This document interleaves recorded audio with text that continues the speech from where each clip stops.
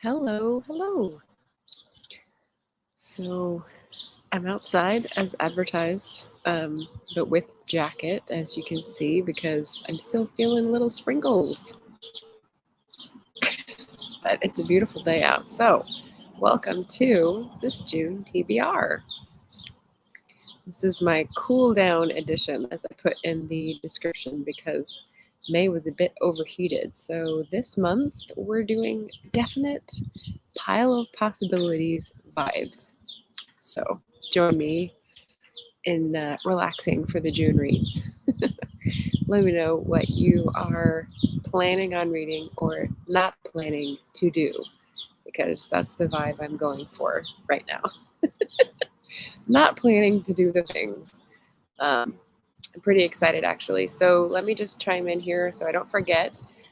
Coming attractions. So Wednesday is going to be the wrap up, which I already recorded, and Saturday is going to be the Author Tubers host karaoke. So tune in for those on my channel this week.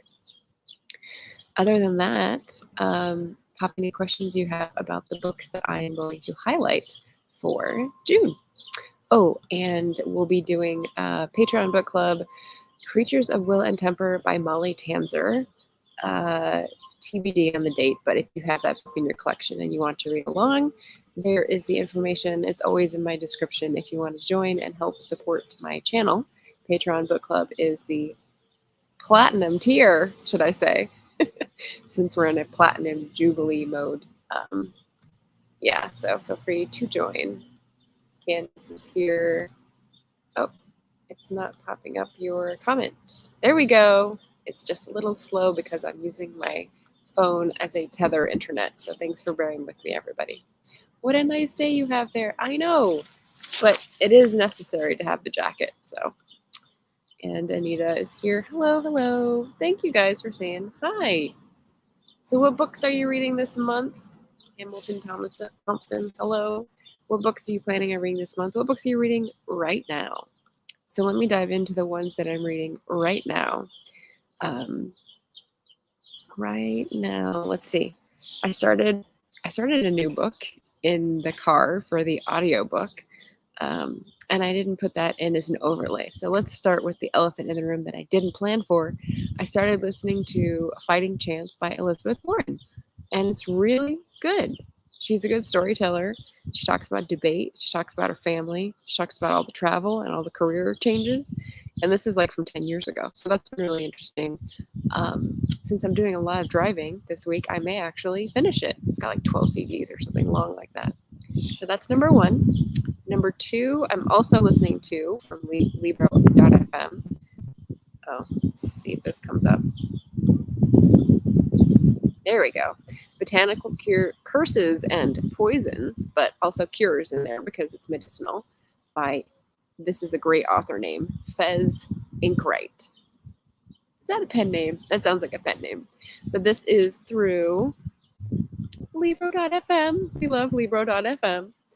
And it's a book that starts with like a short history resume of plants that are poisonous or toxic in some way, how people have used them, how they've shaped culture. And then it goes into an A through Z, and I think I'm still on D. So I haven't gotten too far, but it is really interesting. So that's cool. Cool Gamer's here to say hello, hello, hello. And then the other book that I started reading, which is a physical book, is Spirit Things by my writer friend, Lara Messersmith-Glavin. And this is top tier, let me tell you. It's out of an academic press, and the link to buy is down below. She is an independent-minded, fantastic writer. She does something called Fisher Poets, and this book takes into account as well her Fisher family background, but basically it's a meditation on things that represent different parts of her life. So far I've gotten the intro, the sen, and what was the second one? Salmon. So the first two chapters, the sen, which is a fishing net, and salmon, which is like the fish that you base your life around.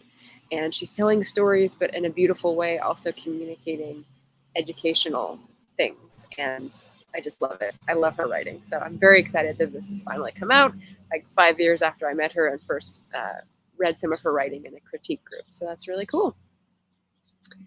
So those are the three that, nope, there's one more that I'm reading. I started reading this, which is a oldie, but I don't know, it just seemed right somehow. I didn't know that Gore Vidal was still alive after 2011, but he died in 2012. So he's a big intellectual from the 60s and 70s and apparently kept writing long after that. It's called Perpetual War for Perpetual Peace by Gore Vidal. And I don't know, I picked this up somewhere and then I picked it up to read like within the year of getting it. And he's talking a lot about Oklahoma City bombing and the September 11th attack. And I feel like it's kind of related to all the mass shootings that we're having. So he might, I don't know, some of his musings might actually touch on the cultural phenomenon that is our issues of the moment that we can't seem to get over, both psychologically and sociologically, as well as politically. Sorry if it's noisy out here and you can't hear me, let me know and I'll speak louder. So yeah, so those four books I'm listening / reading right now. So what about the pile of possibilities that are to be read? Well, let's see, buckle in. Anita likes the books on poisons, yes. Hamilton says there's a Lonesome Dove read for June I'm lassoed up with, for June on the Range, as Steve Donahue suggested last time. That's great. Anita saying Lonesome Dove was a great book. I have yet to read this. This is one of the big ones that I think I should definitely tackle at some point. So yeah, good addition. So my TBR, let's see. So I read this one last month, and I'm probably going to be reading this one this month. There we go. Just taking a second. This is by my friend Emilee Harris, and she writes historical romance. So this is going to be my ebook pick that is going to be the palate cleanser between other things, as you'll see. This series is about a family that has a lot of siblings in it. And they're all connected to the Navy, and they all get up to Regency romance shenanigans and plots and great swashbuckling affairs. So I'm excited for this one next. I'm bringing in nonfiction that seemed to jump off my shelf at me, which was one that I've had for several years, The Soap Man by Roger Hutchinson. This details the story of Lewis Harris and Lord Leverhulme, which I think I'm saying correctly. If you have ever used Lever 2000, the soap, which is what it makes me think of, that's what this is related to. He's also, I think, where the company Unilever grew out of, which is a British manufacturing huge conglomerate, I would say, at the moment. So this is, oh, there we go. Not mirroring. This is going back to the 19th century into the early 20th and talking about the Hebrides, one of my favorite places, and the people there who just want to farm their crofts. And, you know, people come in with these grand ideas about industrialization and making a different world. And you know what? You're not going to tell me what to do. That's the presiding attitude in the islands. So, yes. Hello, Eva. Hi. Thanks for coming in. Nick C. Hello. Happy Sunday. Candace is currently in the audiobook of Forgetting the Benefits of Not Remembering. That's a fun title. Nice. I was just asking what people were reading or planning or not planning on doing or reading in June. So thank you, Candace. Let's see. So this is my nonfiction pick that would also be research because it's in my broad period and it's in my broad corner of the world. So it should be really interesting. I just haven't picked it up for some reason. Then we've got the Patreon book club pick, which I already mentioned, as long as it will change. It says it's showing. There we go. Wow, it's a bit of a lag. Creatures of Will and Temper by Molly Tanzer. I have mentioned this a couple times. It is a queer retelling of The Picture of Dorian Gray. So I'm very excited to read this for a Pride Month pick. It was a book club pick for the bookstore where I worked at a few years ago, and there were mixed reviews, but all the reviews make it sound really good. So I'm going to have to circle back with my colleague and ask what their deal was with it, because it sounds really good to me, and we'll have to see, right? Here's another one that I put on my pile of possibilities because it's an author I really like, but a book that has been sitting there on my shelf for years. Best Friends Forever by Jennifer Weiner. And I loved her book, Good in Bed. It's one of my all-time favorites on my favorites shelf. In Her Shoes, I liked as the movie. I can't remember who the actress is in it, but I really liked her. And I haven't read it. So I was looking for a book that didn't have to do with marriage or kids. So she went into relationships and then she went into marriage and kids. And I was like, can you go back a little? But she's fabulous. She's been on lots of shows that I've watched, and she's really great. So for some reason, this hit like, oh, it sounds like a good one. So hopefully a good summer read. Definitely recommend Jennifer Weiner. What do we got here? What do we got? Jim's Books, Reading and Stuff. Hello from the park. I'm reading A Confederacy of Dunces, recommended by Rowan from We Damage We and Craig, another Bibliophile Reads. Oh boy. Well, good luck with that. It was not one of my favorites. I did not finish it. Books by Adrian is here. Hey there. Hi there. Ho there. Nice. Lovely entrance. Hope everyone is doing well. Anita says, I'm doing the Indie Fantasy Addicts Summer Reading Challenge. That is a June one I hadn't heard of. Very cool. And starting with St. Houston's books. Yay! So St. Houston's got a fantasy, YA fantasy about the goddesses in Celtic mythology. And so I've got her first 2 books, and I'm not sure when I will get to them. They might creep in the summer too, because I brought the ebook reader. We have the power. But yeah, great suggestion. R.C. Scott, happy Sunday, folks. Hello, hello. Thanks for coming in. I'm just rolling through my pile of possibilities here.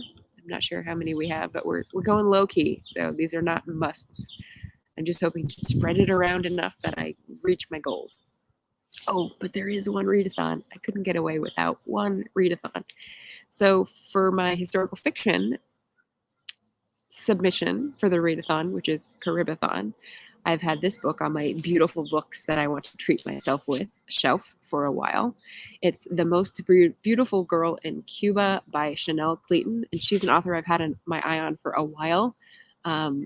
It's Gilded Age, it's Cuba, it's Florida, it's like all of the era and delicious inequality, social dilemmas, and all those things that I'm interested in a new setting. So I'm very excited to read that, as well as for Caribathon, this one I found in translation, because I was just talking about translated lit for May of the Moderns, and I found this at Backstory Books, which is Beka Lamb, the name of the book, and the author is Z. Edgell, and I don't know anything about the book other than that it is in the Caribbean Writers series, which is on the back of the book, and the author is from Belize, which borders the Caribbean. So I'm going to get two very different views, and I'm excited to be able to compare those.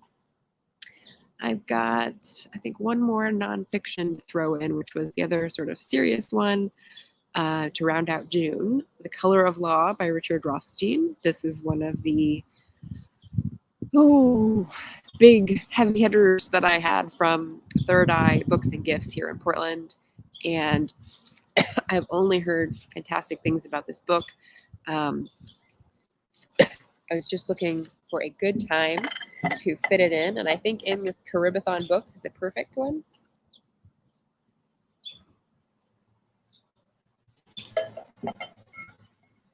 I think I might show you guys the park when I finish, because it's beautiful. It's which town I'm in. I should put that up here. Let me put that up as a just for some interest. There we go.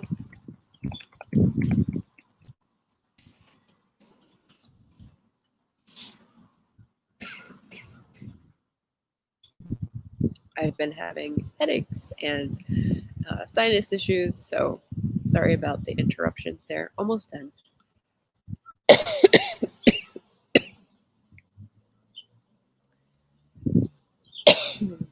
Let's see. Anita is letting us know Indie Fantasy Addicts challenges on Facebook. That helps us find it. Thank you. R.C. Scott says, currently reading book 4 of the Expanse series. Cool. Another fantasy reader for you, Anita. Jim says, I downloaded My Dark Vanessa today, recommended by Murphy. Here, not sure when I'll get to it. Sounds like a tough read. Yeah, you did read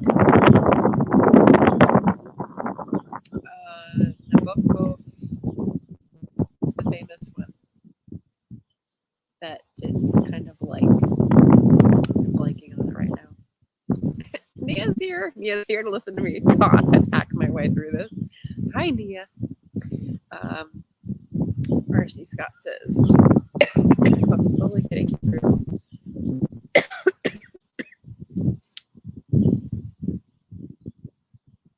Is this a comic book series? When you say run, I'm not sure. But Daredevil makes me think comic book series. Emilee Web Shop. Hello, hello. Hey, I'm reading Agathe. I'm not sure what that is. Agathe is a pretty French name. I like it a lot. Thank you, Nick. Yeah. We've got 5 more hours of driving today, and then a couple days break, and then 6 hours on Wednesday, and then another break. So I think this might be not agreeing with me. Marvel Comics. Okay, very cool. Miller's run on Daredevil is classic. But what do you mean by his run on Daredevil? Is that a character that is part of the story for a period of time? Or is that an artist that did the treatment of the story? I'm a comic book newbie or neophyte, so let me know. Jim's counting the numbers here, saying I'm about to overtake him. Well, you never know. I never count on numbers. No guesses about which town I'm in. I'll show you the park in a second. His stint writing the comic. Okay, so not a character, but a real person. Nice, very cool. All right, so just finishing the books. Color of Law, in case anyone doesn't know, is a book about discrimination in, I think most obvious is like housing. So you had housing compacts that had rules written in where people of color couldn't live certain places. If they bought a house, they couldn't buy the house because it says you can't have a black person buying the house, which is ridiculous. You also had mortgages that wouldn't lend to people of color. And there's all these sorts of things starting in the 50s and 60s, I think, but I'll be able to find out more after I read this book, that have shaped how segregated we live, how our school districts are formed, how our voting districts are formed, I'm sure. And I'm excited to dive into this here with this book.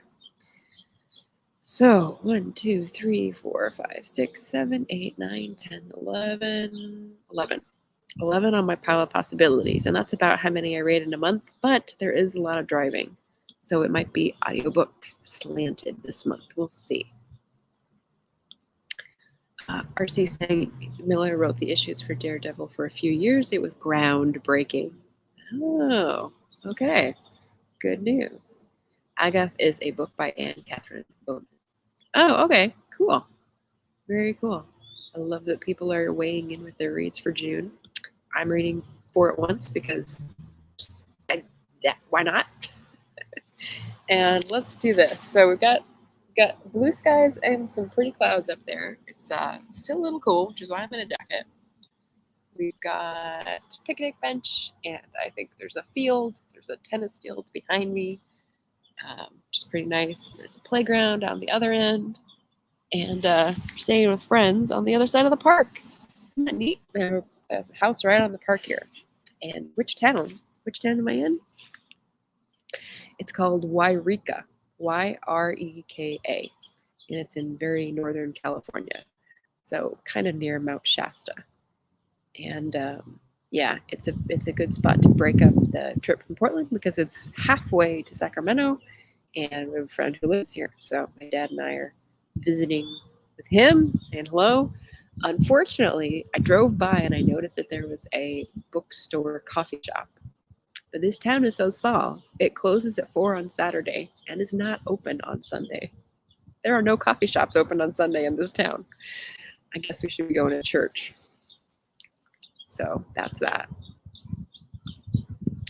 Jim has got 8 books on his June TBR, 2 finished so far. I saw that Jim just put up another bookshelf-themed video, which is fun. Nick says, when people can sit in the grass, it blows my mind. Living in Florida makes me so weary of sitting in the grass with bugs. Really? The dog says hello. Wow. I wonder why you couldn't sit in the grass because of bugs. You didn't like me. Or maybe I don't want to know. Maybe I don't want to know, Nick. So there we go. It's going to be a short one today because as soon as I finish this live stream, we're going to hit the road again on the way to Sacramento. So yeah, I think unless y'all have got questions about caribathon, I think, is hosted by Run Right Reads, which is run as in run, but then right as in wheelwright with a W. And I don't think I watch many of her videos, but it's also hosted by Comfy Cozy Up, and I do regularly watch her videos. So I'm going to go back and watch their announcements to see if they've got any tips or special prompts. But I've got the books that I want to read for it, so I'm just participating that way. But yeah, okay, that's what I was thinking it might be. But ticks come from, I mean, I guess they come from the grass too. And that's why you got to put your socks over your pants. But I'm more worried about when they drop from the trees. And so that's where I usually wear a hat. But good point, Candace. Tick season. Be careful out there. And Nick says, for sure, major nasty big critters here. Giant roaches, big black ants, big giant 8-legged creatures. Lick your grass is not fun. Oh boy. Oh boy. Well, my condolences. Florida? Did you say Florida? I just saw on the news, since I'm traveling with Dad, and that means there's going to be TV, that Florida is underwater. People in Miami were out clubbing on Friday night and tried to go home, and their cars were underwater. So not fun.